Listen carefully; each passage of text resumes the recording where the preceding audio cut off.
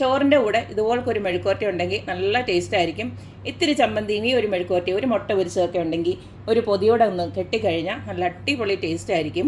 എന്തായാലും നമുക്ക് ഈ ഒരു പയറും നമ്മുടെ ഉരുളക്കിഴങ്ങും ചേർത്തിട്ടുള്ള ഈ ഒരു മെഴുക്കുവരട്ടി എങ്ങനെയാണ് ഉണ്ടാക്കുന്നതെന്ന് നോക്കിയിട്ട് വരാം. പയറും ഉരുളക്കിഴങ്ങും കൂടെ ചേർന്നിട്ടുള്ളൊരു മെഴുക്കുവരട്ടി ഉണ്ടാക്കാനായിട്ട് രണ്ടും ഇതുപോലേക്ക് ഞാൻ അരിഞ്ഞു വെച്ചിട്ടുണ്ട്. ഇതുപോലെക്കാണ് അരിഞ്ഞു വെച്ചത്. ഇത് ഇത്രയും ഒരു സൈസിലാണ് അരിഞ്ഞു വെച്ചിരിക്കുന്നത്. അതുപോലെ തന്നെ കട്ടി കുറച്ചിട്ടാണ് ഞാൻ ഉരുളക്കിഴങ്ങും ഇതുപോലേക്ക് അരിഞ്ഞു വെച്ചിരിക്കുന്നത്. 2 ഉരുവൾക്ക് വെന്ത് വരാനായിട്ട് ഞാൻ ഇതുപോലേക്ക് അരിഞ്ഞു വെച്ചിരിക്കുന്നത്. പിന്നെ ഇതിലേക്ക് ഞാൻ കുറച്ച് തേങ്ങാക്കൊത്ത് ഞാൻ ഇതുപോലേക്ക് നുറുക്കി വെച്ചിട്ടുണ്ട്. പിന്നെ കുറച്ച് പച്ചമുളക് ഇതുപോലേക്ക് എടുത്ത് വെച്ചിട്ടുണ്ട്. ഇതുപോലേക്ക് ഒരു 3 പച്ചമുളകാണ് ഞാൻ ഇതുപോലേക്ക് കീറിയെടുത്ത് വെച്ചിരിക്കുന്നത്. പിന്നെ കുറച്ച് കറിവേപ്പില. പിന്നെ അതിൻ്റെ കൂടെ നമുക്കൊന്ന് ചതച്ചിടാനായിട്ട് ഉരുളക്കിഴങ്ങ് ഉണ്ടായതുകൊണ്ട് തന്നെ ഞാനൊരു 2-3 വെളുത്തുള്ളി ഇതുപോലെ തന്നെ എടുത്ത് വെച്ചിട്ടുണ്ട്. പിന്നെ കുറച്ചേറെ നമ്മുടെ കൊച്ചുള്ളി അതുപോലെ തന്നെ പിന്നെ കുറച്ച് നമ്മുടെ ഡ്രൈ ചില്ലി, അതായത് ഉണക്കമുളക്, ഇതെല്ലാം കൂടെ നമുക്ക് നന്നായിട്ടൊന്ന് ചതച്ചെടുത്തേച്ചാൽ മതി. ഇതിനി ഞാനൊന്ന് ആദ്യമേ ചതച്ചെടുത്തിട്ട് വരാം. ഉള്ളിയും വെളുത്തുള്ളിയും മുളകും എല്ലാം കൂടെ ഇതുപോലൊക്കെ ഒന്ന് ഞാൻ ചതച്ചെടുത്തിട്ടുണ്ട്. ഒത്തിരി അരിഞ്ഞ കൊണ്ട് ഇതുപോലെ ചതച്ചെടുത്തേച്ചാൽ മതി. ഇനി നമുക്ക് ആ മെഴുക്കുവരട്ടി ഉണ്ടാക്കാം. മെഴുക്കുവരട്ടി ഉണ്ടാക്കാനായിട്ട് ഇതുപോലൊരു പാനിലോട്ട് ഞാൻ കുറച്ച് വെളിച്ചെണ്ണയാണ് ഒഴിച്ചു കൊടുത്തിരിക്കുന്നത്. ഇതിലേക്ക് നമ്മുടെ അരിഞ്ഞു വെച്ചിരിക്കുന്ന എല്ലാം അങ്ങോട്ട് ചേർത്ത് കൊടുക്കാം. ഇതിലേക്ക് തന്നെ നമ്മൾ ആ ചതച്ച കൂടെ ഇട്ട് കൊടുക്കുകയാണ്.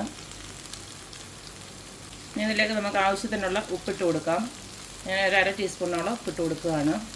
അതുപോലെ തന്നെ കുറച്ച് മഞ്ഞൾപ്പൊടി, ഒരു 1/4 ടീസ്പൂണോളം മഞ്ഞൾപ്പൊടി ഇട്ട് കൊടുക്കുകയാണ്. ഇനി നമുക്കിതെല്ലാം കൂടെ ഒന്ന് ഇളക്കി വെക്കാം.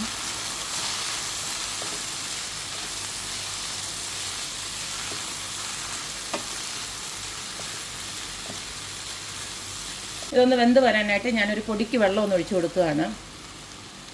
ഇനി നമുക്കിങ്ങനെ ഒന്ന് കൂട്ടി വെച്ചിട്ട് അടച്ചു വെച്ചൊന്ന് വേവിക്കാം. ചെറിയ തീയിലിട്ട് വേവിച്ച് വെച്ചാൽ മതി.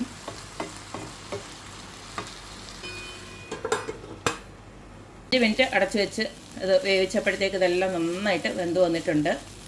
കണ്ടില്ലേ, ഞാൻ ഇത്തിരി ഉപ്പിൻ്റെ കുറവുണ്ട്, അപ്പോൾ ഇത്തിരി ഒരു ഉപ്പ് കൂടെ ഒന്ന് ഇട്ട് കൊടുക്കുകയാണ്. വേണമെങ്കിൽ ഇച്ചിരി കൂടെ നമുക്കൊന്ന് മുരിച്ചെടുക്കുകയും ചെയ്യാം. ഇങ്ങനെ കഴിക്കാൻ ഇഷ്ടമുള്ളവർക്ക് ഇങ്ങനെ തന്നെ കഴിക്കാം. അല്ലെങ്കിൽ ഒരു പൊടിക്ക് എണ്ണയോടെ ഒഴിച്ചിട്ട് നല്ലതായിട്ട് തീ കൂട്ടി വെച്ചൊന്ന് ഇളക്കി അങ്ങ് വാങ്ങിയാലും മതി. അപ്പം ഞാനൊരു പൊടിക്ക് എണ്ണയോടെ ഒഴിച്ച് കൊടുത്തിട്ടുണ്ട്.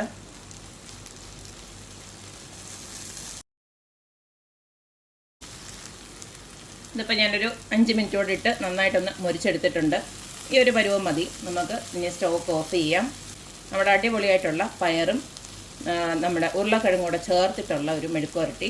അതിൻ്റെ കൂട്ടത്തിൽ ആ തേങ്ങാക്കൊത്തൊക്കെ ഒന്ന് ഇടയ്ക്കൊന്ന് കടിക്കാൻ കിട്ടുമ്പോൾ നല്ല ടേസ്റ്റാണ്. അപ്പം ഇനി സ്റ്റൗ ഓഫ് ചെയ്യുകയാണ്. ഇത് സത്യം പറഞ്ഞാൽ ഒരു നൊസ്റ്റാൾജിക് റെസിപ്പി തന്നെയാണ്. കാരണം പണ്ട് നമ്മൾ കോളേജിലൊക്കെ പോകുമ്പോൾ പൊതി ഇങ്ങനെ കെട്ടിക്കൊണ്ട് പോയില്ല. അന്നേരം അതിനകത്ത് മിക്കവാറും ഈ ഒരു മെഴുക്കുവരട്ടി കാണും. ഇങ്ങനെ ഒരു മെഴുക്കുവരട്ടി ഉണ്ടാവും. നല്ല ഉച്ചയ്ക്ക് ആ ഒരു ചോറിൻ്റെ കൂടെ ഈ ഒരു മെഴുക്കുവരട്ടിയും ഒരു മുട്ട പൊരിച്ചത് ഇച്ചിരി അച്ചാറും അത് മതി. ആ ഒരു ഇല അങ്ങോട്ട് തുറന്ന് കഴിയുമ്പോൾ എന്തോ ഒരു മണമെന്നറിയും. ഇതിൻ്റെ എല്ലാം കൂടെ ചേർത്തിട്ട് നല്ല അടിപൊളി ടേസ്റ്റാണ്. പ്രത്യേകിച്ച് വലിയ പാടൊന്നും ഇല്ലാതുള്ള ഒരു മെഴുക്കുവരട്ടി തന്നെയാണ്. അപ്പം അത്യാവശ്യത്തിനുള്ള എരിയും കാര്യങ്ങളും ഒക്കെ ഉണ്ട് താനും.